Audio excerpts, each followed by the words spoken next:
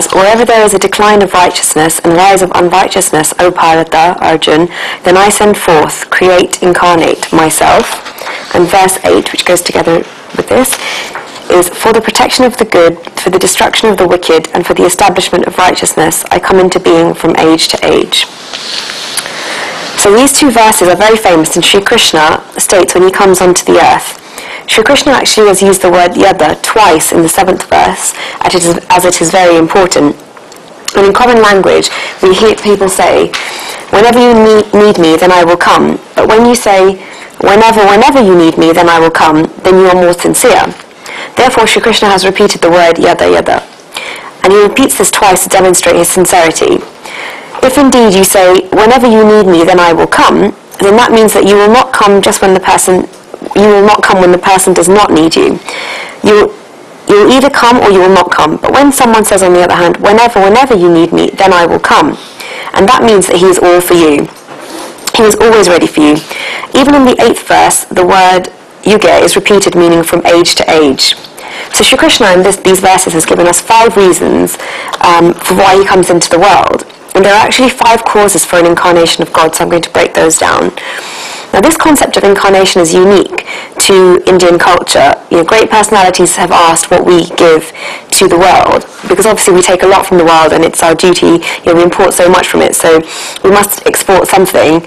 And if the world has gained this one thing from us in the field of spirituality, it's the 2 main things are idol worship, and the second is the concept of an incarnation of God.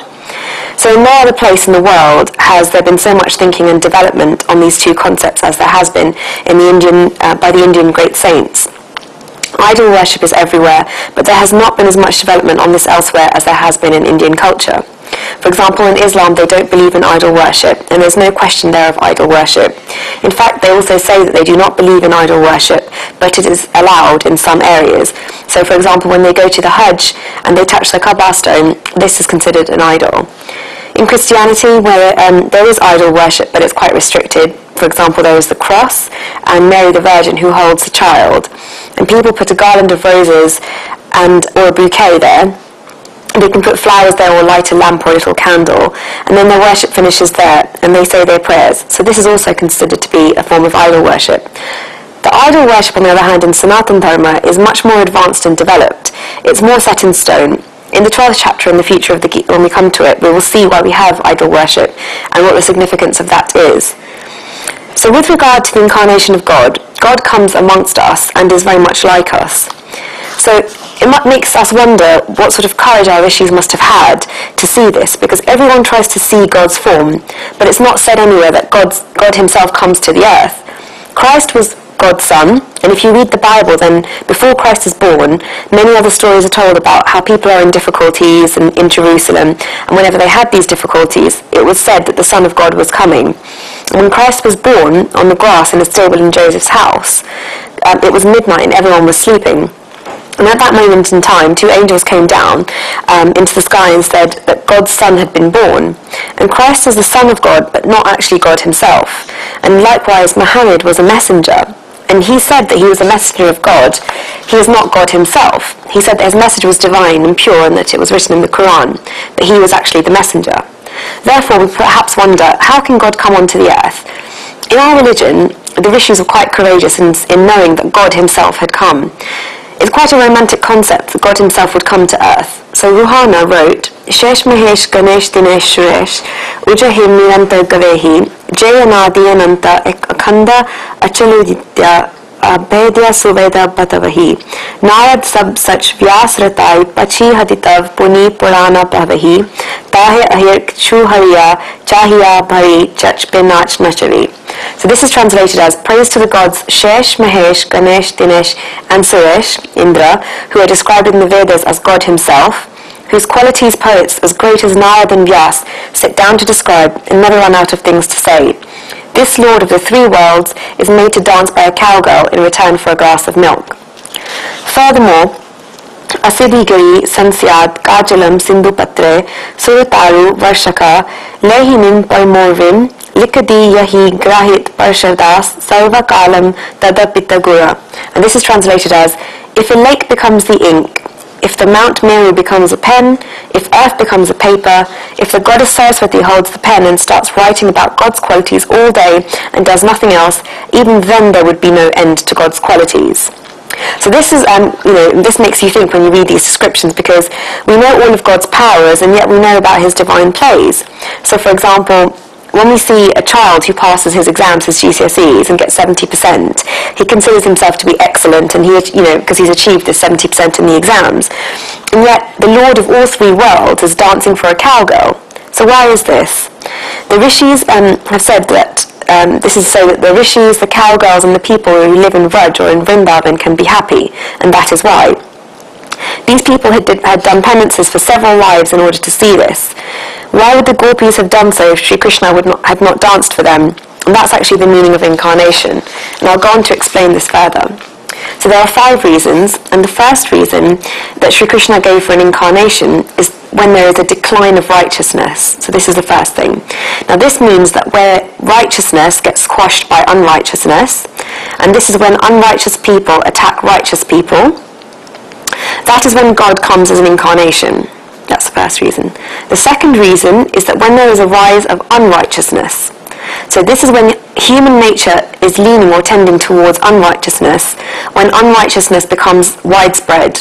It's also when unrighteousness becomes an attractive quality to people, and when it becomes easy to walk on the wrong path and difficult to walk on the right path. Now this is what today's world is currently. In unrighteousness, people have greed for pleasures everywhere, and this is when God comes. So the third reason is for the protection of the good and of saints. This is when good people experience sorrows when practicing religion, and they have to tolerate a lot. This is when the blood of righteous people will boil, and at that time, God comes to protect those people. The fourth reason is for the destruction of the wicked.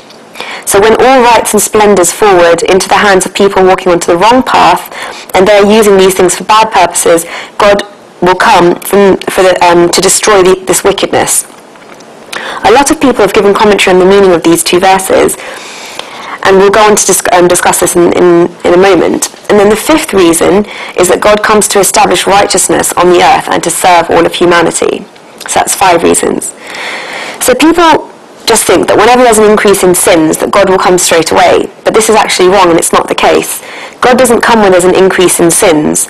He only comes when people who have done a lot of good deeds give him a strong invitation, and that's why God incarnates himself. If we think that God will come when sins increase, it's, the wrong type of logic. This would actually then mean that in order to have God with us, we would all have to sin more and more. And then, why would there be any need to do any good deeds? Rather than that, if we were to commit sins and there would be an increase in sins, then God would come quicker. But this creates the wrong sense of logic. People ask that sins have become manifold and society is getting really bad, so when is it that your God is going to come? And Guruji says very clearly that God won't come when sins increase. Sri Krishna first said for the protection of the good and saints, and then very carefully said afterwards for the destruction of the wicked. So God comes when he gets an invitation from good people. Now if we look at the 8th verse, the last line, the 2 words yuge yuge, Sri Krishna has used the words I take a form in that verse, saying that he is always there whether the age, the yug, is whether it's good or bad. So he's also there when he's not incarnated. He just takes a form for his incarnation so that we can see him with our senses. There must be a concrete reason for this. If a person, for example, is sleeping on a Sunday morning in his nightdress after a busy, long week at work, they're not going to get up straight away without a reason. So in the same way, the person waking up in the morning will not get up and without a concrete reason. They will need a reason. So, for example, a wedding to go to or a party to go to. And in the same way, why should God take form for any old reason? Why should the Supreme Being come amongst us? There must be an important reason for it. If the person sleeping in his bed on the Sunday morning will get up for his cousin being married, or there's an important wedding, or his family has telephoned him several times to say that they want him to attend, therefore he might wake up.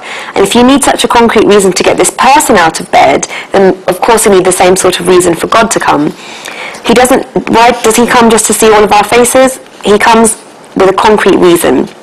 God comes when there is an increase in the amount of righteous people, when he cannot bear the suffering of the righteous people, when he sees that people do a lot of good deeds and those people are still getting sorrows. God comes through love and not through force. This is quite important. Efforts to call God through force and by committing sins can never be successful.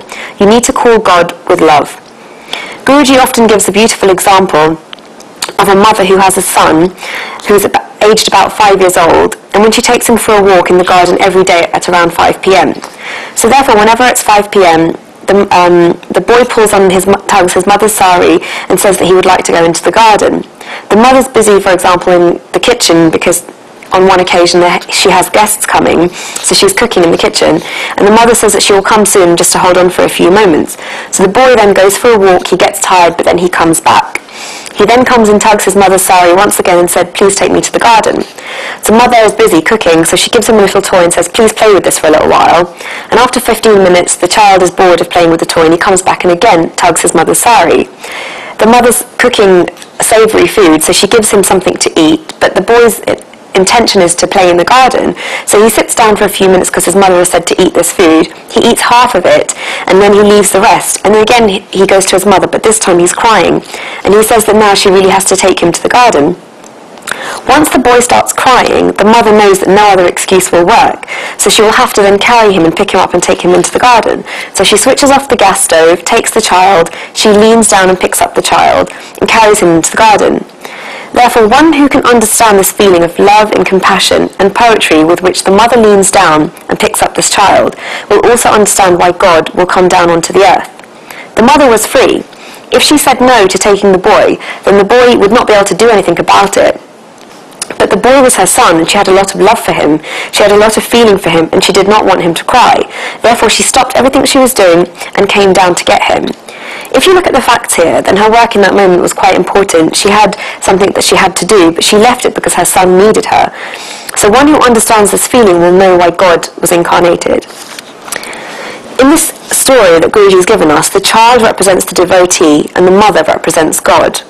When the devotee calls God again and again, and he says that he wants to sit on her shoulder, and God's very busy, he's never short of work, he's very busy, but he says he'll come later, and then he says he'll come later, and he says increase your devotion. Therefore you increase your devotion, you tell God that you really want to see him. You say that you want to sit on his shoulder. And then just like in the example that we've just seen, the mother gives the child a toy. So in this example, God will give us a toy, for example, possessions or wealth, and the majority of people that then get this will get stuck into playing with this wealth and these material objects, and then they'll forget their mother. But some other children are different, and they will say thank you to God for giving them these material objects because it was due to God's compassion that they got them. So in this instance, the mother. And they say that they will use these possessions, but still they really want God. So the child holds the toy in one hand and asks his mother still to pick him up. He uses his possessions correctly, and he tells God that he doesn't want to be separated from him. So just like the mother gave him, the child, the savoury food, God gives us fame. And this respect and adoration for us in society grows, and sometimes it becomes difficult when one gets this type of fame because they forget God straight away. The other devotees, on the other hand, will thank God for giving them this fame and realise that it's because of his compassion that they have this, and that they still want God despite having the material objects and the societal fame, and that despite having that they still want God. And he knows the reason why people adore and love him is the actual, the logic and the reason behind this is because he has devotion to God. And he says that he will bring the people that adore and love him closer and closer to God, but he still wants God. He doesn't want to go far away from God's lap, and he persists in asking God to pick him up. So when a person does this, then God thinks that this person will now no longer take any excuses and that he must come and pick him up, and God will come and call this person. And God, just like the mother in the story, will bend down and pick this person up with the same compassion, and this is a form of incarnation. So everyone's probably heard of the word avtar, and in Sanskrit the word for incarnation is avtar. So if you break down this word in Sanskrit, ava means down and thru means to swim. So ava means down and thru means to swim. In this example, God comes down and he swims, he doesn't drown. And not only does he swim, but he saves the other people from not drowning. And this is why incarnation comes. This is the reason why God comes. He saves people from drowning. So we may ask, well, who are the people that are drowning? The people that try to swim but cannot swim are drowning because they are tired. Therefore you grab them and bring them back. Nobody goes to save a rock from falling to the bottom of water. And in this example, bad people are like rocks, and God does not come for them. If, on the other hand, you see people who are drowning while you're sitting at the bank of a river, then you will stop to go in, and you would run to save him. You would not want a person to drown. And in the same way, when the devotee is making a lot of efforts and still drowning, then the incarnation comes to save him. God leans down to pick us up, and that shows how great he is. So if we do want to sit on God's shoulder, then how can we do this? What does a 5-year-old have to do to sit on his mother's shoulder? He can't climb on it himself. It is the mother's compassion, again, that allows the child to sit on the shoulder. So when the mother leans down, then only then can the son sit on the shoulder. And this is why great saints say, Kripa Sadhya Bhagwan.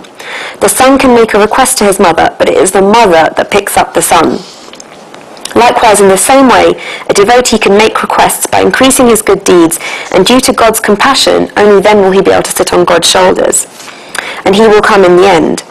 When saints give him an invitation, then God does come. When he comes, he also destroys the wicked. Now there's a fictional story here about Chaganlal and Maganlal, two friends who knew each other from a very young age. They went to the same school and the same college, and they also got married around the same time. Chaganlal had a beautiful baby girl, and when she was 2 years old, Maganlal, his friend, got a visa to go to America. It seems everyone was wanting to go to America. Maganlal went to America and then didn't come back for 15 or 20 years. And he was friends with Chaganlal, so they did keep in contact with each other and telephone each other and write to each other, but Maganlal did not come back from there. When the daughter was 22 years of age, so 20 years later, Chaganlal wanted to get her married and sent an invitation to Maganlal saying, please come, you haven't been back to India for so many years, it's been 20 years, my daughter's getting married, you must come to the wedding. So when Maganlal reads the wedding invitation, he also feels, I haven't been back to India for 20 years, so it'd be quite a good idea to go back. So he decides to write a letter back and say that he's coming. He takes a few days holiday for 5 to 10 days, and then decides to go back. So that's the main purpose of him going back to India. But at the same time he thinks, I'm going back to my house which has been locked up for all these years. So Chaganlal telephones him and says that he has to go to the wedding and not to his house because he hasn't seen him for all these years.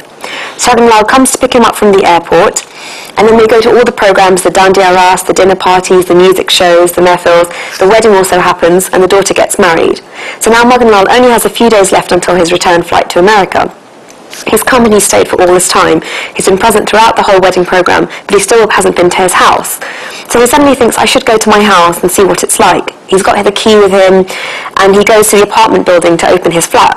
And the house has gathered a lot of dirt, obviously, because no one's been there for so long, and he gets somebody to look after the house. He switches on the fridge to see if it's working, and after doing this for a little while, a bit of cleaning up in the house, he gets hungry, so he puts the lock on the door and he goes to eat. And he goes to Chaganlal's place. So now the security guards and the liftmen in this apartment know that this person on the 8th floor doesn't stay there all the time and that the flat's kept closed. Now when Maganlal comes and they all start talking amongst themselves that he's just come back after 20 years in America, they think that he's come back only just to put this lock on the house and that then he's gone back because that's all they've seen. But actually, Maganlal, did he come back just to put a lock on his flat? No. He came so that he could be present at the wedding of his best friend's daughter. But for the security guards and the liftmen who are there, they don't know about this factor. So all they know is that he's come back to put a lock on the door and gone back. So now if we use this story to understand why God comes down to earth, we will understand this in just a moment. Basically, everybody who has seen Maganlal's itinerary will think that he's just come back to put a lock on the door and then go back to America. So if we look at this in perspective, when it's said in this, although it's said in this verse that God has come down for the destruction of the wicked, it was said after Sri Krishna says he's come for the protection of the good. So he does definitely come down to kill wicked people, but he doesn't come solely for that one purpose. He doesn't solely come for that one purpose of locking the door. He comes also for the wedding and for, he doesn't come just to kill Ravan. Sri Ram comes for Lakshman, for Bharat, for Sita, for Shabri, for Guhu, for Gavat, for Sugriva, for Vibhishan, for Hanuman, Jambavan, and all his other devotees. So many devotees are waiting here for him. if we think about it, Sri Ram went to the forest for 14 years, and if he hadn't done so, he wouldn't have met all of his devotees, and that's the reason why he came. He thinks, then he thinks that because he's here and he's present, he might as well kill demons such as Ravan. He comes all the way to earth, but he doesn't come just to kill Ravan or to go through hardships. Why does Shri Krishna come? He doesn't come to kill Kants or Shishupal. Otherwise, Kants would be very effective in the sense that he'd managed to bring Shri Krishna down to the earth. And that's something that all the devotees would not have been able to do. Kants wasn't actually that effective. Ravan wasn't that effective. Shri Krishna comes for the gopis, for Nanda, for Yashoda, for the cows, for the cowherds, for the Pandavas, for Sudama, and for all his other devotees. So when he comes for his devotees, there will be wicked people such as Kants and Shishupal who he will see and kill. These are the people who are by the way. He doesn't get incarnated for the purpose of killing these wicked people. Therefore, Guruji's first view is that he opposes the fact that God comes to kill demons. He doesn't need to go through the hassle of coming all the way down here to kill those people. He can do that by sitting up there. He also gives the example of the fictional character Kachorlal, who passed away with a heart attack all of a sudden. So if people such as Kachorlal can have heart attacks suddenly, then God doesn't need to come down all along. He could just give Ravan a heart attack from up above. So God comes to meet his devotees. The reason why God gets incarnated is firstly for the protection of saints and the good, and the destroying of the wicked is just a by-the-way thing. People have got these two views completely mixed up, and they see God as destroying the wicked first, and ask God why he's not coming down when there's so much sin. I mean, it's a question I've asked myself as well. Why is there so much sin in the world? Sometimes people ask that question to us all the time. But it says that God will not come in such a situation. He will come for the protection of good and of saints. And saints don't necessarily mean people. When we think of the word saints, we think of people dressed in orange clothes with long beards. But a saint is actually defined as somebody who is a straightforward person. Again, in the Indian wedding ceremonies, when a girl is getting married, there's what we call a madhupar kavidi, where there's actually a welcome to the groom. And before welcoming the groom, the father of the girl tells the groom the following sentence: Tum sadhu bhava aham tya ishamin. And this means that I will perform the rites on you and welcome you only if you are a sadhu meaning a saint.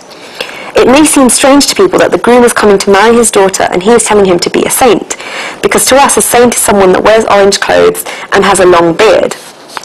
When the father of the girl tells the boy to be a sadhu, then what he's actually meaning here is that this person should be not manipulative and should be saint-like.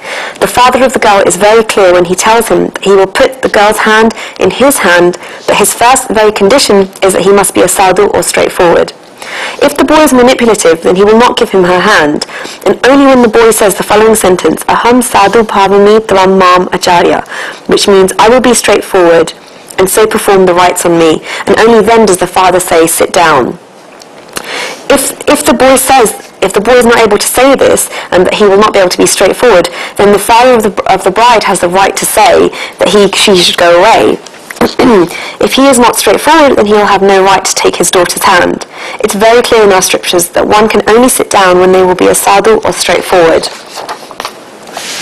So once again, God comes for the protection of the straightforward people, and then he destroys the wicked. When God kills the wicked, then this is not his inhumanity. He is not doing a bad thing by doing this. He is not being cruel. Even in killing the wicked, God is showing his compassion and his blessings. There's a very nice verse which goes as follows: Lalne talne matur nakroryam yata yake tadva deva maheshaya niyanto guna dosha yoho. And this means a mother may reward or punish her child, but in both of these there is her compassion. In the same way, when God sees our good qualities, then he gives us happiness, and when he sees our bad qualities, then he gives us sorrows. Therefore, God is not being inhumane or cruel when he rewards or when he punishes us. He can reward and he can punish us. And even when he punishes us, it is because of his love and his compassion towards us. The fifth reason why God is incarnated is for the establishment of righteousness and to turn humans towards righteousness. We saw this earlier, and God's incarnation does not happen because of desires, but again because of compassion. When we saw the example earlier of the mother kneeling down to pick up her child, it's the same thing, it's exactly this. And if we look at it from a different angle, then we are all incarnations of God. We are descendants of God. And we've seen this previously in the Gita. In the Aitreya Upanishad, the description was given to us that each of our different senses are God's, and that God puts a part of him in every sense organ. So this is quite interesting. Our eyes have the sun god in them. The God comes into our eyes through the sun god. Our noses have the wind god in them. Our mouths have the fire god in them. Our bones have the mother earth in them. And in these many different forms, God resides in our bodies. It's been said that the god of death is in our navels, because when a person gets shocked and feels scared, then they have a strong sensation in their navels. And this is because the god of death is in our navels. So this is to exemplify that God is everywhere within us. We saw earlier the definition of bow, meaning to bow down apart, which means ava means down, and through, which means to swim. Therefore God comes down and he swims. Not only that, he also saves the good and saintly people from drowning. An incarnation comes down to swim and save good people from drowning. When we come on to the 9th verse, which we will do in a moment, we will see that it's extremely essential in today's times. God has already said that he takes a human form, but what difference does it make when he takes a form? How can one understand an incarnation? What is the cause for an incarnation, and how can one recognize an incarnation? This is what we will find out in verse 9.